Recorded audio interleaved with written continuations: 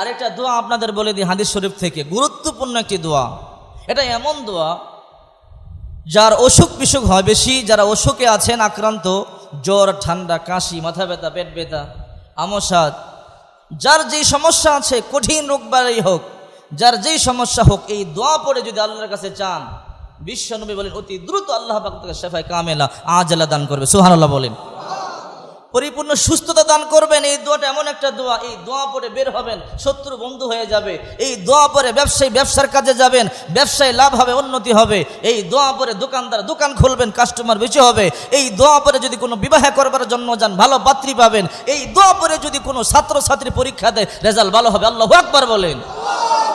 এই দোয়া পরে যদি আপনি গাছ রোপণ করেন, আল্লাহি আল্লাহর কসম করে বলি ওই গাছে ফল বেশি ধরবে। এই দোয়া পরে যেই নেক কাজ করবেন, প্রত্যেকটা নেক কাজে সরাসরি আল্লাহ পাক গায়বী মদদ দিবেন, আল্লাহ পাক নিজে শরীক হয়ে সাহায্য করেন। সুবহানাল্লাহ বলেন। এই দোয়াটা মনে রাখবেন, শিখে নেবেন।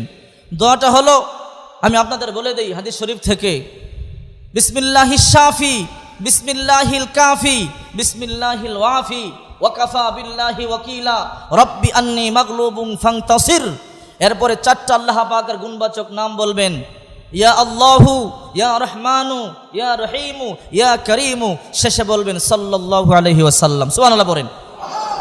দোয়াটা আমার সাথে পড়েন, বিসমিল্লাহিশ শাফি বিসমিল্লাহিল কাফি বিসমিল্লাহিল ওয়াফি ওয়া কাফা বিল্লাহি ওয়াকিলা রব্বি আন্নী মাগলুবুন ফান্তাসির। ইয়া আল্লাহু, ইয়া রহমানু, ইয়া রহিমু, ইয়া করিমু সাল্লাল্লাহু আলাইহি ওয়াসাল্লাম।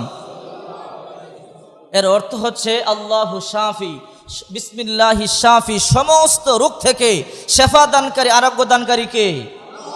বিসমিল্লাহিল কাফি, সমস্ত কাজের যথেষ্টতা দানকারী কে? আল্লাহ। বিসমিল্লাহিল ওয়াফি, সমস্ত কাজের পূর্ণতা দানকারী কে?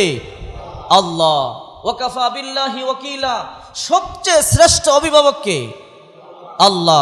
রব্বি আন্নী মাগলুবুন ফান্তাসির, আয় আল্লাহ আমি দুর্বল, আমি অসহায়, আয় আল্লাহ আপনি আমাকে সাহায্য করেন। সুবহানাল্লাহ পড়েন। ইয়া আল্লাহু, হে আল্লাহ, আল্লাহু, ইয়া রহমানু, ইয়া রহিমু, ইয়া করিমু। এরপরে পড়লেন সাল্লাল্লাহু আলাইহি ওয়াসাল্লাম। এই দোয়া যদি শিখতে পারেন, পড়েন, যে কাজ করবেন প্রত্যেকটা কাজে আল্লাহ বরকত দিবে। সুবহানাল্লাহ পড়েন। অনেক পরীক্ষিত একটি আমল, অনেক দ্রুত কার্যকরী একটি আমল। এই জন্য এই আমলটা বেশি বেশি করার চেষ্টা করবেন। আল্লাহ তৌফিক দান করুক। সকলে বলে আমিন।